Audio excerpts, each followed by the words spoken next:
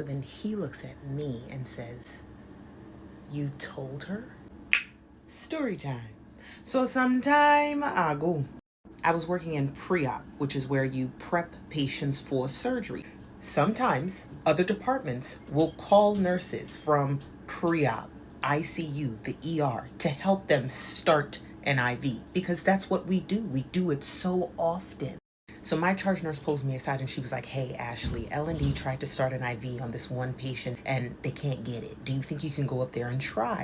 So I head out of the department and I hear this man on the phone. He's starting to walk behind me now, heading to the elevators. And he's like, "I know, I understand, but I'm telling you, my grandmother is in the hospital. They're going to have to do surgery. I can't make it tonight, babe." We're both standing in front of the elevator, so I'm hearing more of his conversation.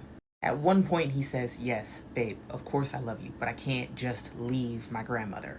The elevator comes. I turn around to see if he's coming, like if he's getting on the elevator. I'm holding it open and he's like, "Don't even worry about it. You can go ahead." I get to L&D. They're like, "Are you Ashley?" And I was like, "Yeah." And they were like, "Oh, thank God." So I get in the room with all the IV stuff that they gave me. I introduce myself to the patient. I ask her how she was doing. She says she's tired. She's frustrated. And I was like, "I hear you, baby girl, but I might frustrate you even more because I might not get this IV."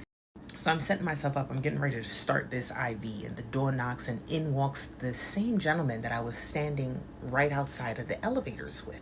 Y'all remember how he was promising babe on the phone that he would have came if it weren't for his grandmother having surgery? The patient introduced him as her husband.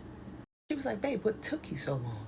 And he was like, "Oh, they made me walk all the way around." And then he makes eye contact with me because I'm listening to hear where they made him walk. And he was like, "Oh, hey." And I was like, "Hi." So the patient was like, "Oh, you guys know each other?" And I was just like, "Oh, I ran into him briefly by the elevators." And she was like, "Oh, okay." The elevators where he was talking to his girlfriend. It was a joke. I knew it was a joke. She knew it was a joke.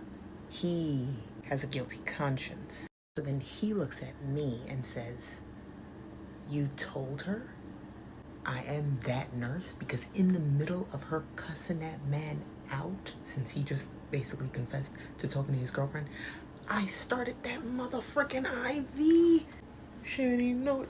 I mean, I might not be that nurse because she might have just been so pissed off that she really wasn't paying attention to me. But as I was rushing out, a whole bunch of nurses and security was rushing in because it got loud. Actually, I am that girl because your girl wrote a whole script for a full animated movie and the teaser is pinned to my profile. So if y'all want to see that animated movie, click the link in my bio and donate to my campaign.